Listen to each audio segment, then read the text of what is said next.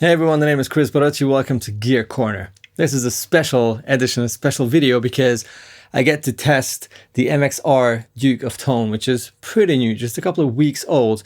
And the first moment I saw it, I was like, I need to compare this to my King of Tone.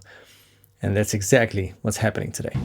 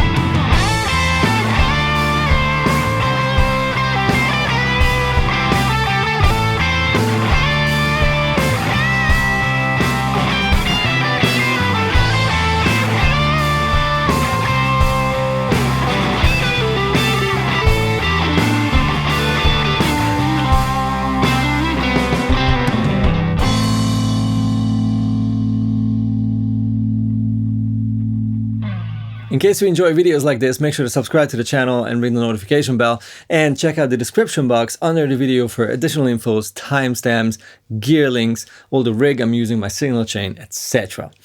Now let's get into this little shootout. So the MXR Duke of Tone, I was really excited about this, and it was a big surprise for me.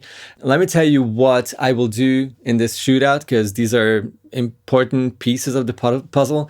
You need to know obviously the rig I'm using and the settings of the pedals, my King of Tone and the Duke of Tone. What I will not do is compare their tone in the clean boost setting. In this mini toggle in the middle, you have the boost setting where you don't have any diode clipping. It's just the op amp. And according to Mike, the op amps supposed to be the same. The only differences between this and the King of Tone are those selected super rare diodes that the King of Tone has and this doesn't. So I will do overdrive and distortion setting comparisons with a Tele, a Strat, and a Les Paul to give you all the flavors that the King of Tone can give you.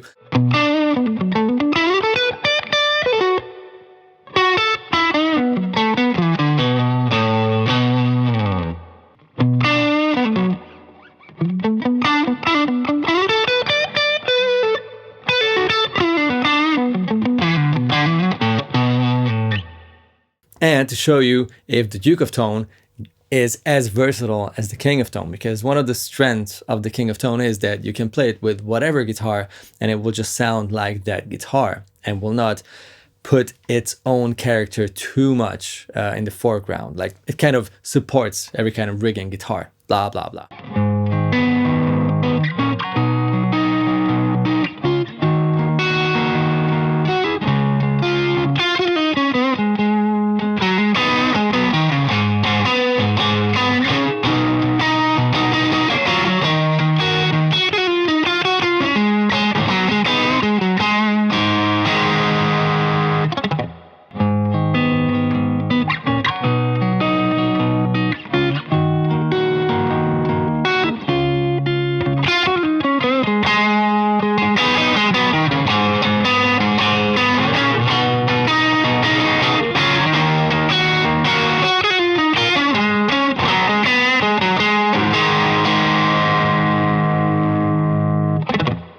And there's one more thing, there's a pot inside, a treble pot in both pedals, the King of Tone and in the Duke as well. So I opened it up, that's why there are only two screws holding the back plate at the moment. The other ones are going back, don't worry. This pot is set the same way as the pot on my King of Tone to make sure that the settings are as close to each other as possible. Otherwise, this would, of course, make the whole shootout pointless, right?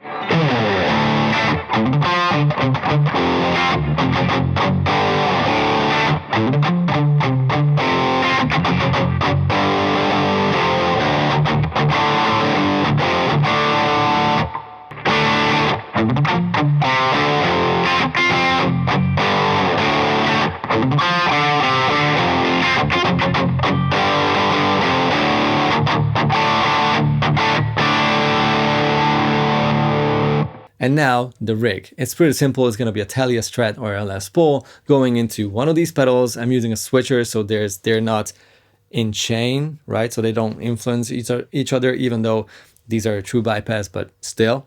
And then it goes into my Rev Dynamics head on a clean setting. And then that goes into the aux box for a 2x12 cabinet simulation.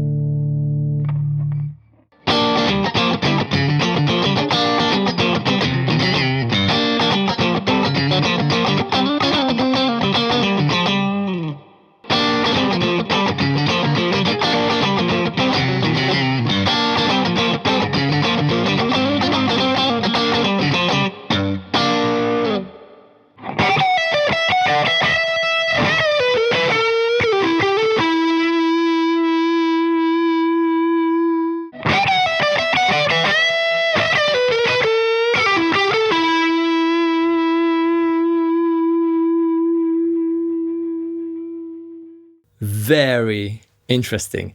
For some playing parts and some licks and riffs and whatever, they felt so close. And let's be honest, if you just play a few chords or power chords or whatever, the experience is 90%, at least 90% the same. The differences are in the details, really. As soon as you start playing stuff like with the Les Paul, with the, I think I played the neck pickup or the middle pickup, where I had to drop the chord, that wide chord.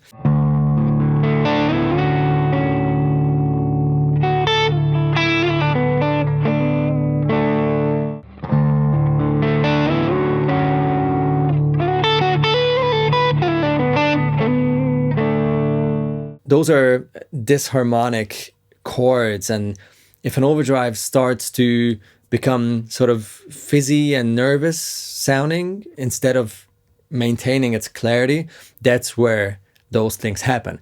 And it did happen. That's where I immediately felt that the MXR just misses that little thing that is so, to me at least, that's so cool about the King of Tone, that ridiculous clarity. It really is the best word I can find for the only actual difference that matters between these two, the clarity. There's also another thing, and that's the low end. I played some drop-tuned chuggy stuff on the Les Paul. I maxed out both pedals, basically, this on the distortion setting and the King of Tone on the distortion setting.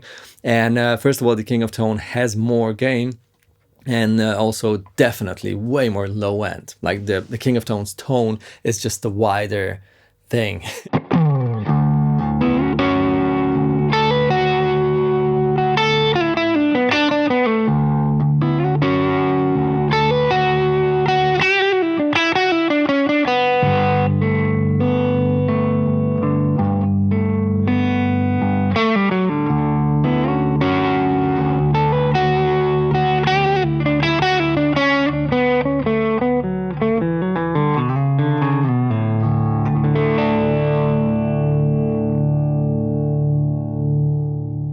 But I mean, those are frequencies that are nice when you're playing alone, or you record a solo project where guitar is the loudest thing in the mix. But as soon as you play in a band, you know, most of these things will not matter. And in that kind of situations, this is pretty much the same thing as the King of Tone.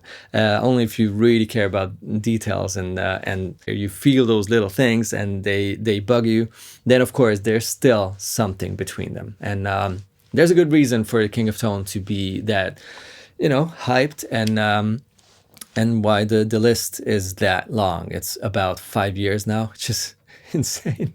But I mean, good thing is, You know, you can get one of these and then just get on that list and wait until the 5 years are over, and then just you have both, and you can decide if you keep both or just get rid of one of them. I think it's this is a really, really good pedal. I'm really stoked to have this, especially the format. I mean, this is 1/3 or less than 1/3 of a King of Tone. I'm talking about the width, obviously. It's one of those tiny sized pedals, which is very pedalboard friendly. The King of Tone isn't. So let me know in the comments what you thought about these sounds, how close the Duke of Tone got to the King of Tone. Does it even matter, all the rest? Or is there even anything else you've heard? Or were they just pretty much identical? You guys take it easy. Meet you down there in the comment section and see you in the next video. I'll be back. Bye-bye.